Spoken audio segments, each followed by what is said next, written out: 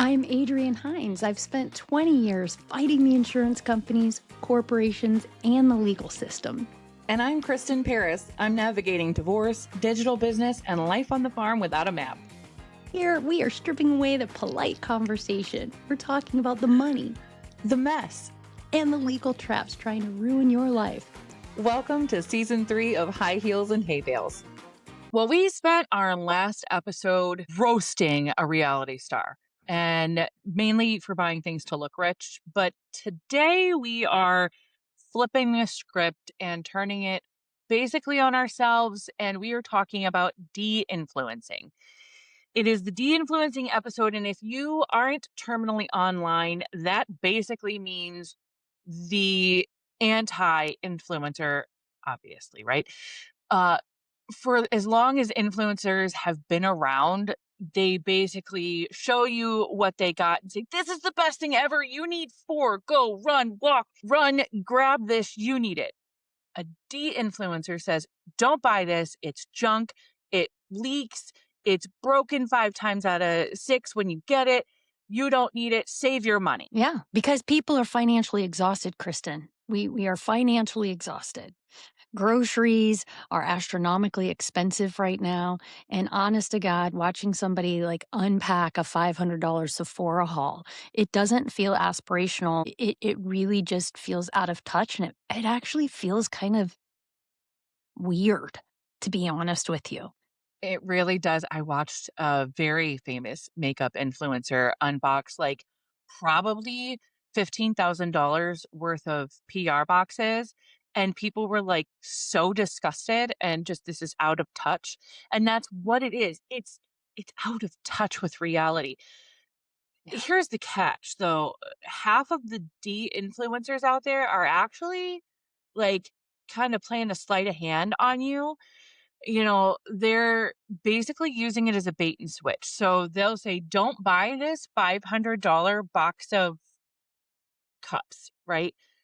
You can save all of your money if you go to this link on this site and spend $40. And it's the de-influencers link. So they're still making money.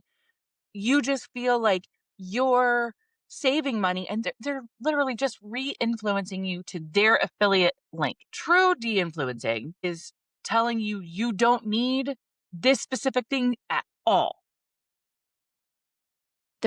We're starting to see these de-influencers. We're starting to see this, and that is one of the problems. It's why we wanted to talk about this, because there is something to be said for de-influencing and not buying the crap that we don't need and the stuff that breaks the first moment that we get it.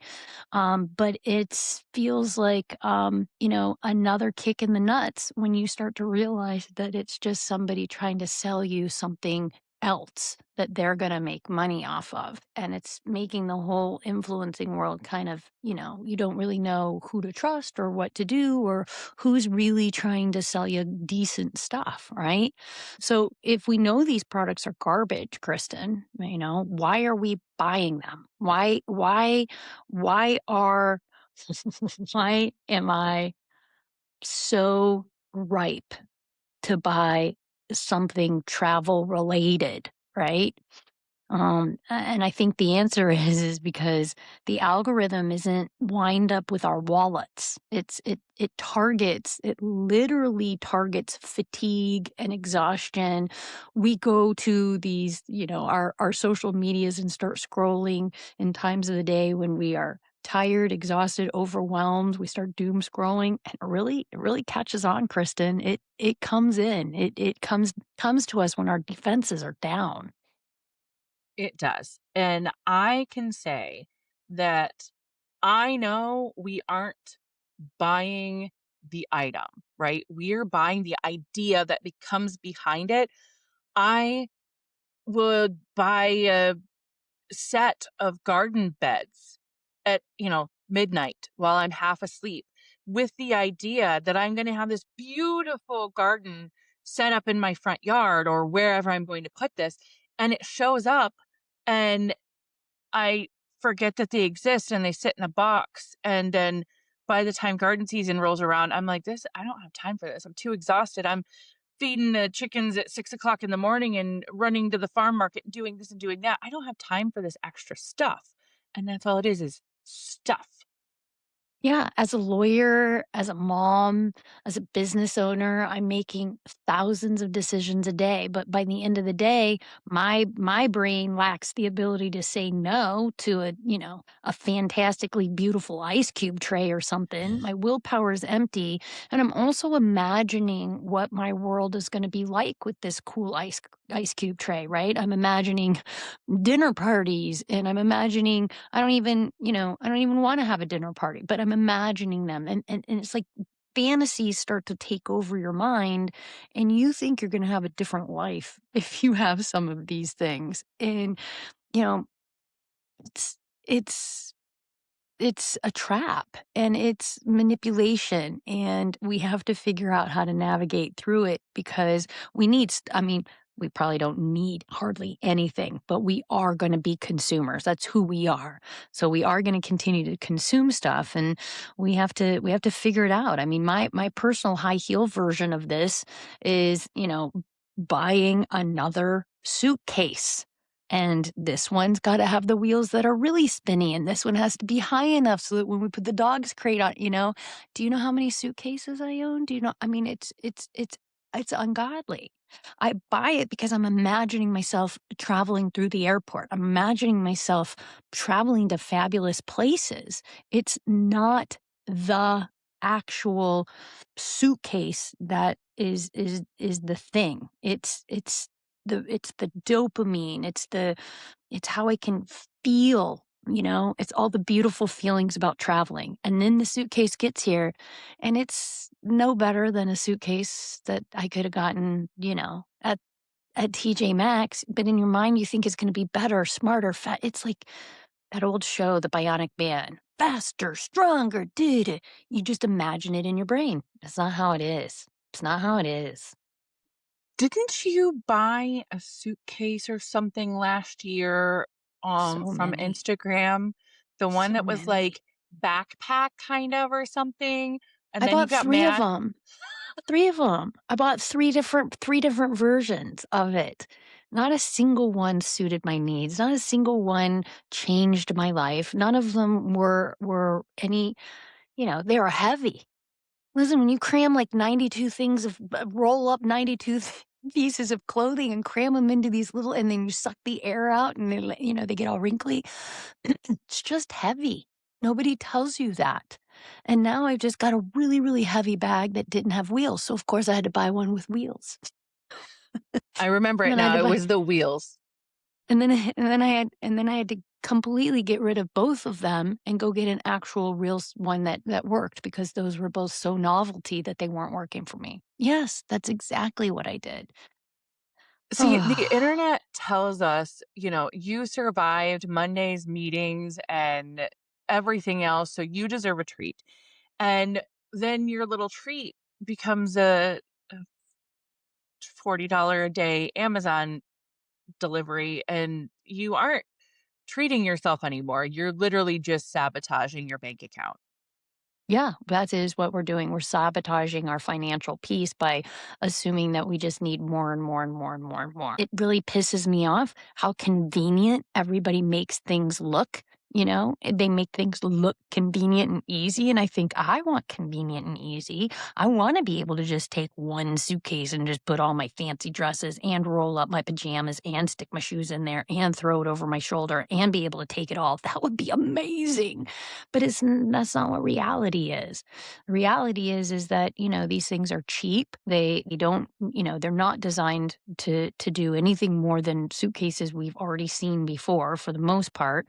And it's just separating us from our money and it's separating our lives from, living them, I think. That sounds Yeah. that sounds deep and dark, doesn't it? Well, no, I mean, I get it. Like, we had this conversation about suitcases last year, and I didn't own suitcases. And so I thought, well, I'm going to learn from Adrienne's mistake. And I assumed at some point in my life I was going to start traveling, which at that point I wasn't planning on traveling. And I got a set of suitcases that had the handle on the the wheels, and they're the hard case, and there was the big one and the middle one and the tiny one. And I was like, this is great. And it sat in a closet until 2 days ago when I was cleaning that closet out, looking for these things because we are getting ready to travel. And when I pulled it out, I was like, this thing weighs more than my 4-year-old. What the heck, man? Like, I took everything out and I'm like, alone, it still is too heavy for me. No wonder they have a weight limit on the friggin' planes now. Yeah, they never tell you that part, Kristen. They don't tell you that the more shit you can cram in there, the more you're gonna have to pay when you check in because your suitcase is gonna be so heavy. Yeah. Mhm. What they need to do is tell you how to not pack for 14 weeks when you're only going for 3 days. That's the de-influencing I need. That's the kind of See, de-influencing that I need, to be yeah, honest I with was you. gonna say timeout because that's an ADHD thing.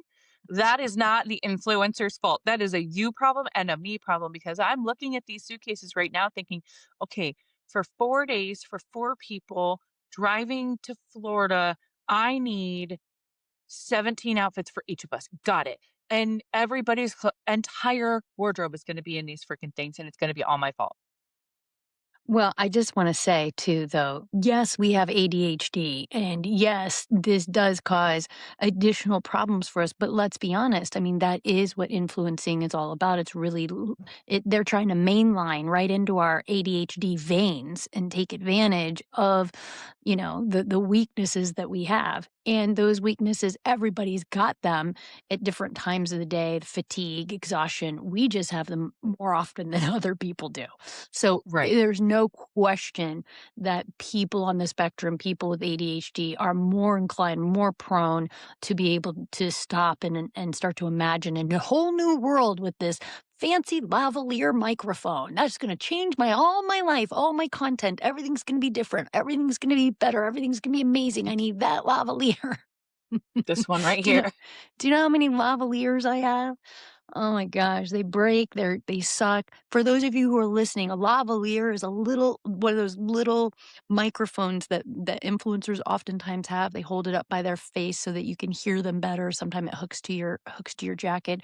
You'd be surprised at how many cheap, dumb lavaliers are out there because I've tried them all. Yeah. Well, this all stems, I honestly think, from, I mean, influencers take their cue from late night infomercials. We're Yeah. literally just 24/7 streaming, doom scrolling infomercials. That's my take Yeah. on it.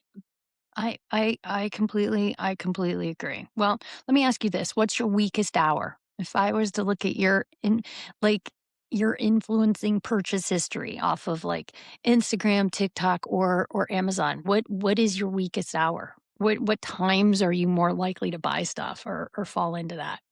So I actually looked because I was curious. And I can honestly say I spread it out real even across the day, but usually after dinner.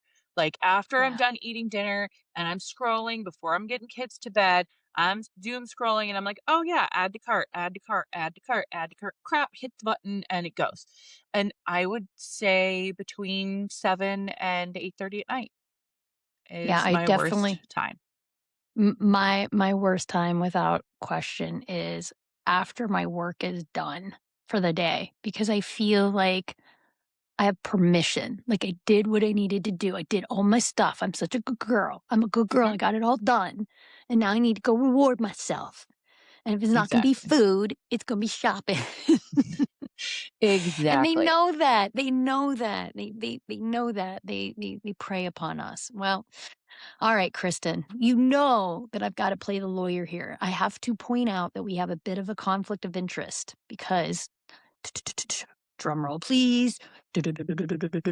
You are an influencer. You actually do make money when people buy things from your links. So how can we sit here and be authentic for our audience? How do you tell other people to stop shopping and stop listening to the influencers?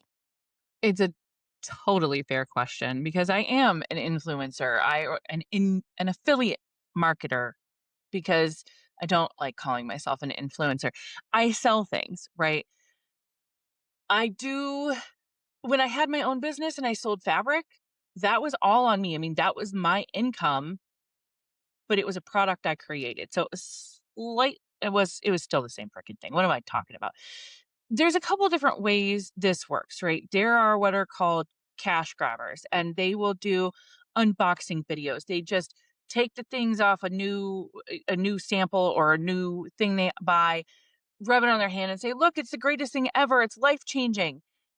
A curator, which is what I am, shows you Yes. the empty bottle or the half-used bottle and says, "I used this for 2 months. Here's what it did. Here's what it didn't do. This is why I'm buying it again."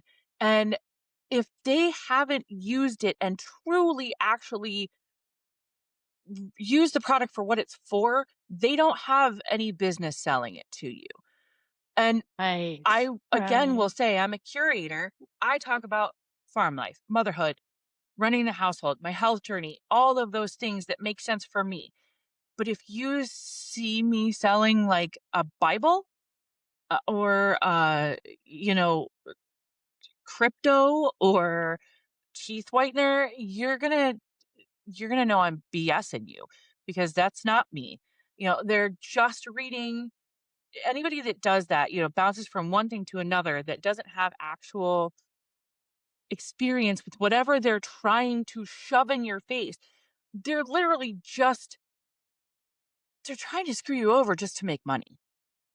It's funny that you say that because I remember a video you did a couple months ago, and it was during the wintertime. And you had gotten some grass seed, and it fits really perfectly into your niche, into what you do. And you actually grew grass in a cup in your basement so people could see it. You could see exactly how fast it came in. You monitored it. And that is what a curator does. That is something that does differentiate, these things out. And listen, we're gonna buy things. We are Mhm. gonna buy things. But there is some honor in being able to bring products to people and say, "This sucks, don't try this. This is good. This works." And you've also, let your audience know when things don't work, when they aren't good, when you do not like them, when you're not happy with them. And I think that is even more important, so that I think it really helps people remember that you are honest about that. There's some there's a lot of actual influencers I see out there who aren't like that. Yeah, that is something that does set the really good ones apart. I know several just off the top of my head that do say, "This is great, this sucks." They will, and they build their communities because it is really all about building a community off of that. And I cannot be a fake influencer. I cannot be someone that's going to just shove crap in your face. Do I? Yes. But I will tell you that this is crap and this is great. I have like I have stuff that I'm sitting here looking at in my office and I'm like, yeah, I remember making the video for that. It's trash. Why is it still sitting here? And in the video, I was like, this is junk. But what people don't really actually see is the behind the scenes. Like, I have an email box full of probably thousands of emails from different companies wanting to have me make videos for them or post on whatever brand deals, affiliate deals, whatever you want to call it, that I say no to. I say no to probably at least 80% of this stuff because it's garbage or it doesn't fit me. And I've noticed if I do things that are way outside my wheelhouse, like makeup, it doesn't do anything. It doesn't hit those people. The people that follow me, that know me, want the garden stuff, want the outside stuff, want the motherhood stuff, want the house stuff.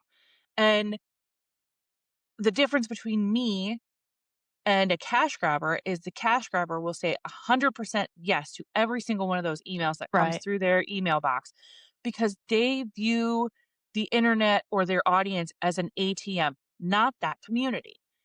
So, Right. like That my is really relationship, I just wanna stop you right there yeah, and say that that is amazing. I mean, treating your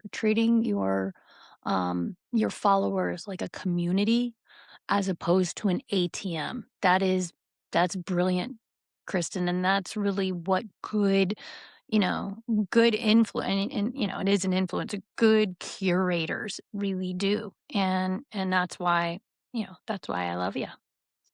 Well, thank you. I mean, you do You're the same welcome. thing with your content too. I mean, you're not necessarily selling something. You're trying to you're doing the same kind of thing, just Sure. not with products in your hands. You know, it's kind of like the same thing with my Amble, the GLP-1 stuff. I don't just drop links and say, "Hey, go do this," or "Hey, this is," whatever. I started it and I knew it had to be a journey and I had to build that community. And I've shown the good and the bad and real results. And the difference between, the cash grabber and a curator, the curators have skin in the game. They really Yeah. do put it all out there, put it in their life. And the cash grabber drops a link for a mop and then they turn around and throw it in the trash after they're done. And I won't lie, I throw stuff in the trash all the time because I'm like, I'm not using that. But I've told you it's trash. Right, So right. that's the difference. Yeah. Well, if you're listening to this and you're feeling guilty because you bought a bunch of junk from influencers, please, I'm giving you permission right now to forgive yourself. You were and continue to be manipulated by professionals, and you're being manipulated by people who are trying to treat you like an ATM. Absolutely. And to prove it, we're going to give you the exact playbook. If you are an influencer listening to this who actually builds real community, this isn't for you. This is not about you. There is a predatory side of the influencing industry. Okay. The emails that are sent to us offer huge money to say, this vacuum is life changing. It is going to suck everything off your floor and you are never going to have to worry about it again. And it won't even pick up a Cheerio. This is how you can spot the liars, okay? Hang Hold on. on Let a me get my second. pen and paper because I got to write Yeah. these down. Okay. Okay. So TikTok Shop, which if you aren't on TikTok, where have you been all of your life? On TikTok Shop, the algorithm pushes videos that have a shop link. So creator will link a random product to their video talking about their dog just to get views. So this it's like a workaround to get views for videos without the actual product. They'll have the product in the video because otherwise they'll get in trouble. But it won't be about the lip gloss or the cup or whatever. It'll be about their dog. That's considered an algorithm hack. The second thing is if 5 or 6 different influencers pop up on your For You feed or in your algorithm and they're saying the exact same thing verbatim, or even just slightly different in their own words, it's a script. Run, don't Yeah. walk. I'm literally obsessed with this. Those are brand scripts. And you will be surprised if you get into this industry, how many companies want you to use a script. And when they tell me I have to use a script, I won't do it because I need it to come from me. I'm not going to lie about a product. Number 3. This is for you, Adrienne. You want me to break down Mhm. the FTC Mhm. violations? Yeah. The Federal Trade Commission rules are very, very strict on this. Disclosures have to be very clear and conspicuous. And if an influencer is trying to hide an ad at the very bottom of a paragraph or something, or it doesn't say it in the video, they are breaking federal rules. It's important to understand that, there's a lot of disclosures with a lot of different products too. And if you're not aware of those, people do start to run afoul of the law just by trying to do some of this influencing. But you also are opening yourself up for legal issues if it turns out that you're hawking a product that ends up being like illegal or dangerous or something. I will point out to you that Dave Ramsey had this problem because he had had an affiliate relationship with a company that helped you get rid of timeshares. So he had invested in this company and they were advertising on his show and they ended up being a scam. And so Dave Ramsey is suffering consequences as a result of having been the front man, right, for a company that's a scam. So there, not only do you run you do, I know it's a very, very small violin we're playing for that guy right now, but not only are you dealing with, like, disclosures that you need to be aware of in the moment, but you also need to be aware of legally how you're setting yourself up and potentially damaging your reputation. I mean, that's really, right? I mean, that's always a concern is what Yeah. happens if I start talking about this great suitcase and it turns out to be a piece of crap, and now all of the authority and giddy up that I'd earned with my audience, now just they don't believe me, and that's something that is really important to keep an eye on.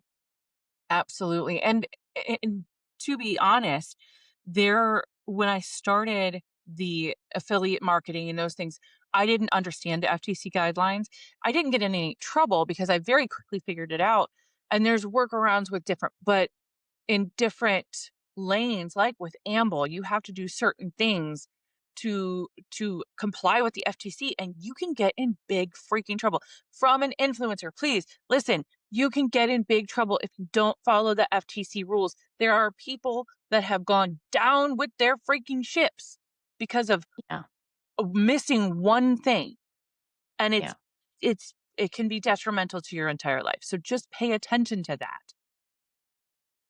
Well, you know the tricks, but we're all human. What's the dumbest thing the internet actually made you buy, Kristen? Before we move on, what didn't? Do you remember a dumb one? Oh god, I was also thinking about this before we started recording today. I have several. I I bought this thing. It looks like a level, and it's got two little handles that you stick nails in, and you like separate out how far they go. How far they go. You put it on the wall and you slam them in. Like it's supposed to make it even to hang pictures or frames or whatever. It's still sitting in the plastic on, somewhere. I just saw it yesterday because I couldn't figure it out. And I know that the person that was selling this sold it out, and I know I'm not the only one that didn't understand it. But also, any freaking any planner. Mother of God, do you know how many freaking planners I had last year? I had like 12 We because are every one of them looked ADHD. better. Don't buy any more planners, Kristen. No more I planners. have They don't work for it us. You got I it. You have got to one. stop. I have one that You got to actually I stop. have been using because my life has gotten really freaking crazy, but I have one called the ADHD anti-planner. Do you know what? Oh. I've never looked at it. I spent $50 on this friggin' thing, and I've never actually looked at the damn thing. I think I think it's sitting on yeah, it's over there on a shelf behind 47 other books. That might Mhm. be actually the stupidest thing I've ever bought off the internet. Yeah. God.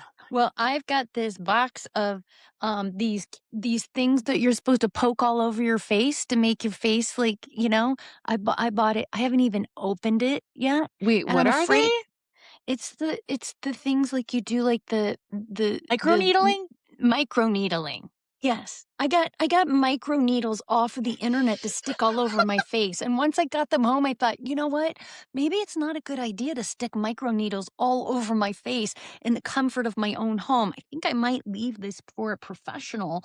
But I'm telling you, I watched somebody who said that they were a dermatologist, a board certified dermatologist, tell me that that was a perfectly legit thing to do, and that's just from, like, 2 weeks ago. I do this so often that getting ready for this episode, it was almost embarrassing. I had too many options, okay? Uh, So here it is, Kristen. Alright. If we continue to point out all of the ridiculous things that I have done, I will be embarrassed. So we've gotta keep this moving on because I could pick up so many of these things just looking around my desk. I could literally s- just open my desk and oh, look, oh, here's a lavalier. Here's a lavalier right here. Shit, here's a lavalier, right? Listen, Oh, here's a we're kabuki brush that I thought was gonna change my makeup life, right? I mean, come on. Come on. Listen, It's I okay, don't need any of this. a messy stain remover.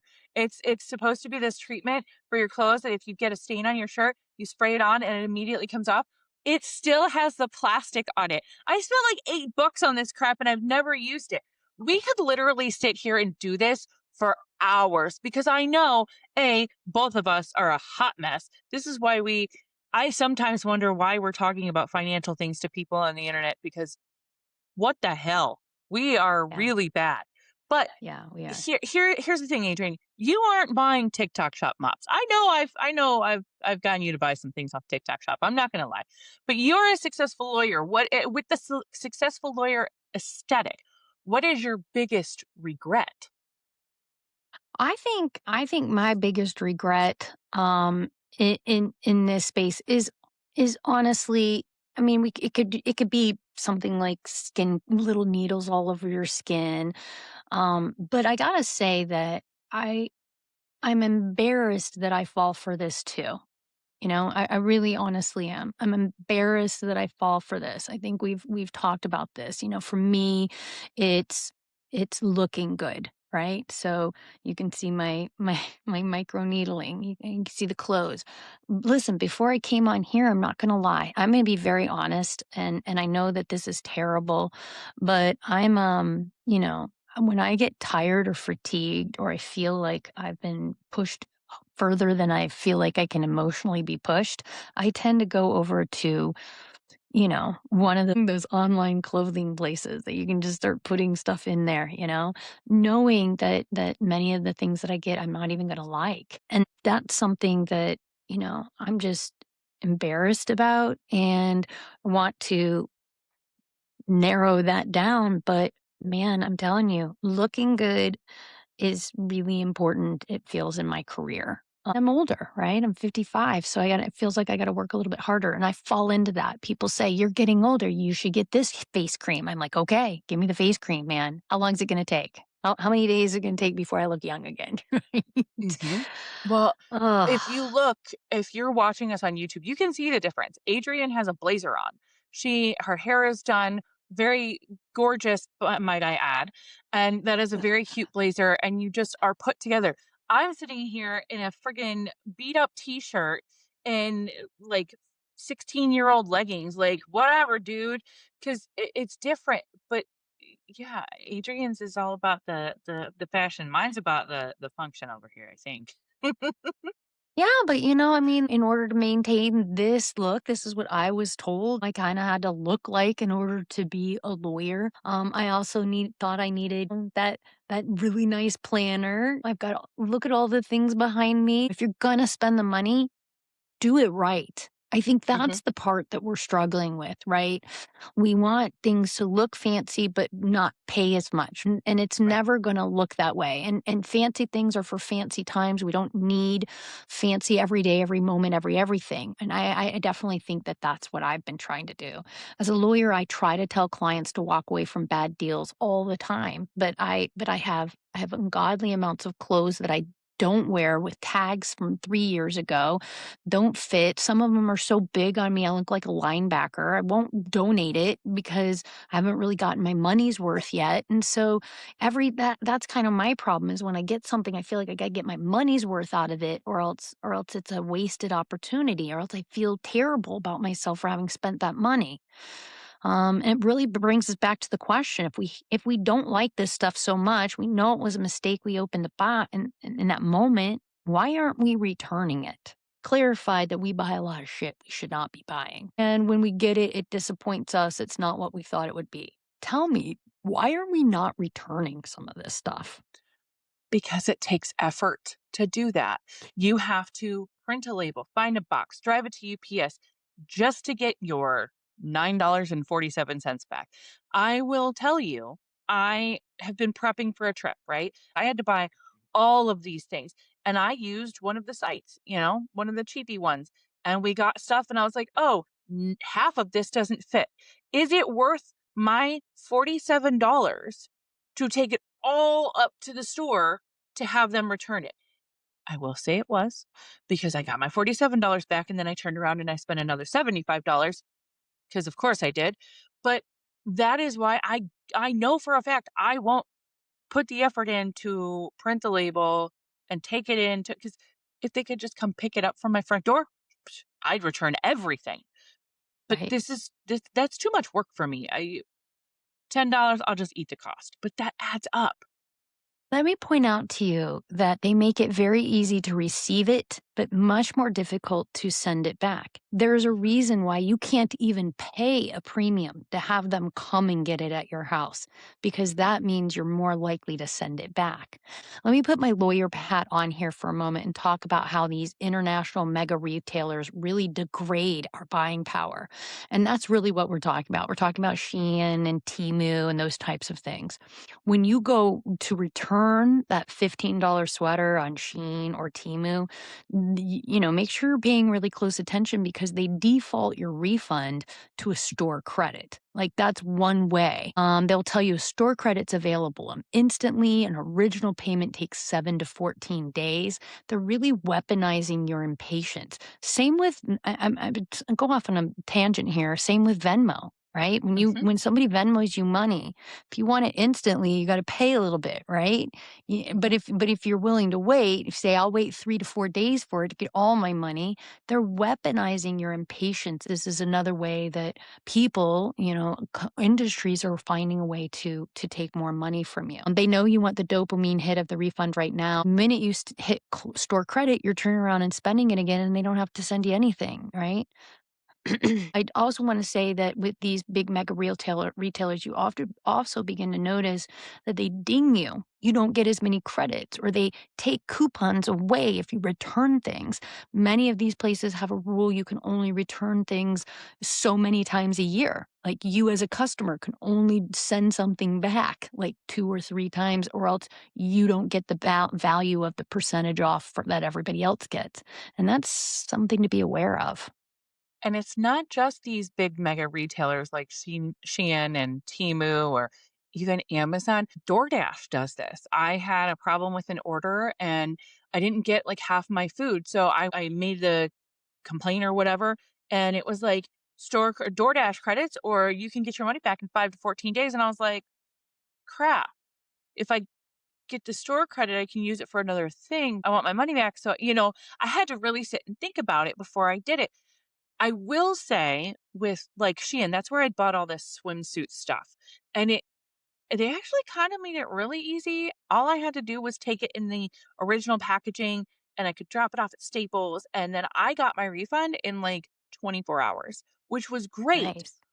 But it's all about making sure you have it in the right product packaging. So you get a big box of clothes from wherever and you rip it all apart and you realize 4 things out of 12 don't fit. Okay, great. But now you have to match what it is to the package with the barcode, and then you have to take it. And if you do it wrong, not only have you just lost your item, you don't get your refund because you didn't send the correct item back. And that will totally screw you up. So if you can't figure it out, you're like, "Oh, forget it. I'll just keep it and eat the $8 on this." And I almost did that because I panicked when I was putting the clothes back in their packaging, and then I really had to sit down and make sure I did it right because that is another way these major corporations will get you. Well, as somebody who does shop through Shein and Temu way more often than you do, I can tell you that we get to the point where those little Ziploc bag barcodes just become overwhelming. And it is normal for us to just say, it's easier to keep it than to send it back. There is a standard that I always know whenever I get stuff from there, that I'm going to have things that I'm going to be donating. Now, I try to donate them to within my community, like my Mhm. my secretaries, their kids. I try to keep it. Actually give it to people that will wear it, but listen, I'm not so responsible here that I know where it's all going. It's going into landfills too. There's a lot of clothes people aren't using. I've got I've got a box of them. Honestly, it's embarrassing. They've just engineered the return process to be annoying, confusing, financially penalizing. We just accept the loss. So I think from this point, Kristen, how do we stop adding this stuff to the cart in the first place? How do we do it? That's the next question here. I Y think we need to. I think we need to feel like we're taking control back. How do we fight the algorithm? That is a great question. If you see a video and it has a shopping cart on it or, a link on the screen somewhere, don't touch it. That is like the flashing thing, like buy it now, buy it now. Just stop. Look at it and realize they're using psychological triggers, the scarcity, the urgency, this is going to sell out. You're not going to be able to get this. They're trying to get you to panic buy. They are. That's sales as old as time. Everybody is Mhm. trying to get you to panic buy something, whatever it is, whether you're talking to a bankruptcy lawyer who's trying to sell you a bankruptcy, right? You have to Mhm. understand where everybody fits into this world. And people need bankruptcy lawyers. You just need to know how to get the right ones. People need cars and people need shoes and people need clothes. We just need to navigate through pushing the bullshit to the side and getting to the what's really going on here. And here's, these are just some of the suggestions that people smarter than me, people who know better than me, people who clearly are able to be more disciplined than me. There's a rule, that 24-hour cart rule. Put something in your cart, you do not buy it for 24 hours. Close the tab. If you still remember it tomorrow, go back in and reevaluate whether you need it. Do it at a different time of day. So if you're normally like scrolling in the evening after work, go into it at 10 o'clock in the morning and ask yourself, is it really that important? Because oftentimes the different times of the day or the different fatigue level you're at gives you a different perspective. So I want to urge people to push pause, take a step back, and then revisit it at a different time of the day so that you are really figuring out if it's something that you need. I actually do that a lot. I will shop and shop and shop and fill my cart, and then I'll go back a couple days later and be like, I don't really need that. But realistically, we are a consumer driven society for whatever reason. So keeping up with the Joneses, whoever dies with the most stuff wins, whatever. That's not really how the world works. I don't know if it's an American thing. I don't know, but God, does it suck sometimes to know that we're paycheck to paycheck because we're product to product.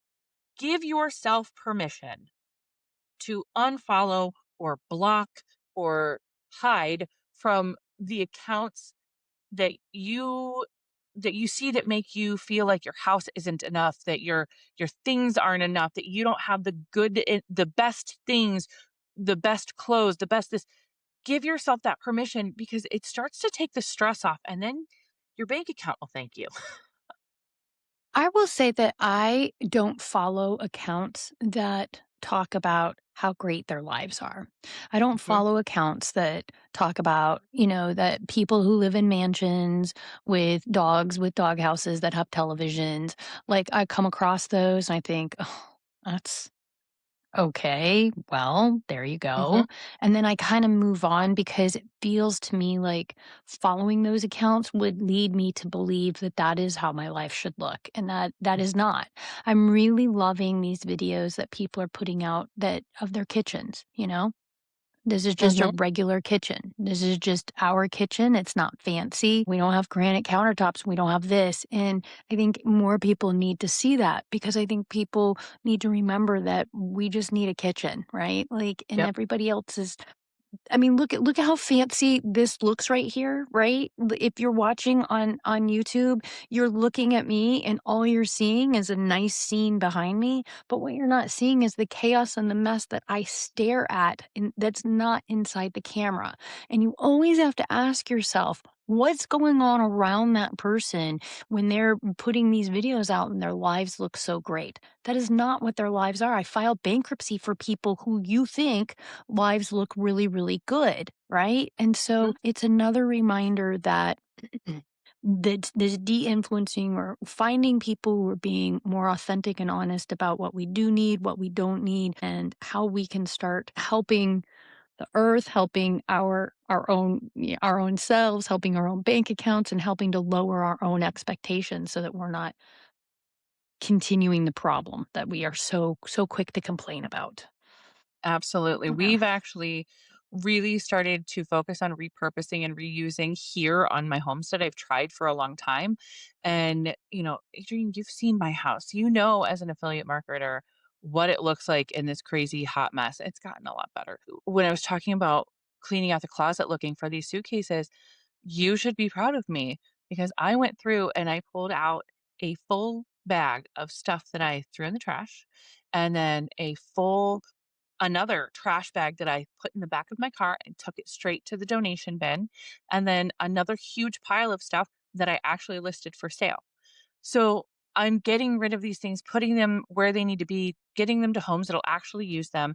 And then the things around my house that we can reuse, that's what we need to be focusing on. You are not one aesthetic purchase or aesthetic Amazon purchase away from the perfect life. Save your money, use what you have. I couldn't have said it any better, Kristen. You cannot buy discipline. You cannot buy peace. Leave it in the cart, right? Mhm, mhm. Well, on that note, we are wrapping up another episode. Remember, don't sign anything until you read the fine print. And watch where you step. We hope you feel a little smarter and a little less alone than you did just 40 minutes ago. If you learned something, leave us a review or share this with a friend who needs the truth. Don't sign anything until you read the fine print. And watch where you step. See you next week.